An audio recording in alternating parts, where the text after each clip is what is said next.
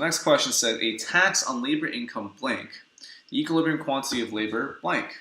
And so we can see that answer choice A says, or 1 says, decreases the supply of labor and increases the demand for labor and increases.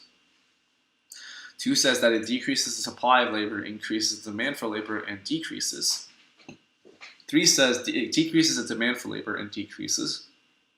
And 4 says it decreases the supply of labor and decreases.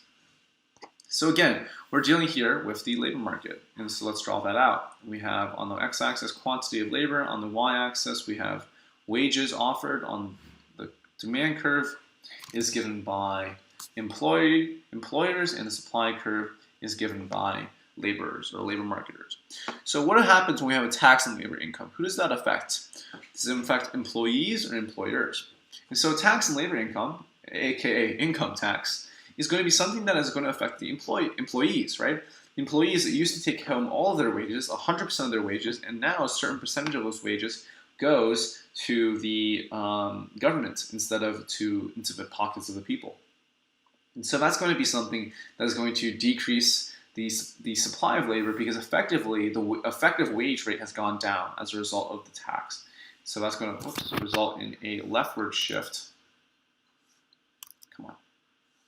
Yeah, a leftward shift in supply. We go from S star to S1. And so let's take a look at which of these answer choices is going to really characterize this shift for the first part of the question.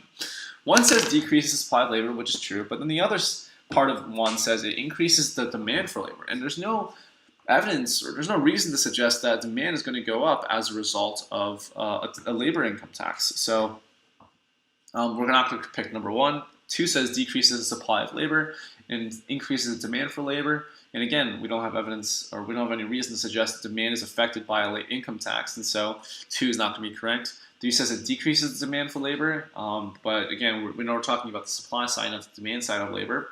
And we're left with D, decrease the supply of labor. So that seems already to be our best answer choice. We can move on to the next part of the question, which says the equilibrium quantity of labor increases or decreases, and we can see that the quantity of labor has gone down. It used to be at Q star, now it's at Q1, right? And so that's going to be a decrease in the equilibrium quantity of labor. And so 4 is going to be our best answer here. A tax on labor income is going to decrease the supply of labor, and the equilibrium quantity of labor decreases as well. So let's take a look at the previous tutor's answer. So the previous tutor says, a tax on labor income reduces the incentive to work, as workers realize that much of what they earn will be exhausted in the payment of taxes, and a relatively smaller amount will be available as disposable income. This reduces the opportunity cost of leisure and hence will induce workers to value leisure more than before. A says, a reduction in the supply of labor due to an increase or imposition of taxes will shift the supply curve to the left, and hence the equilibrium quantity of labor will decrease. So that seems to be a good answer choice, very thorough. Nothing for us to modify in there.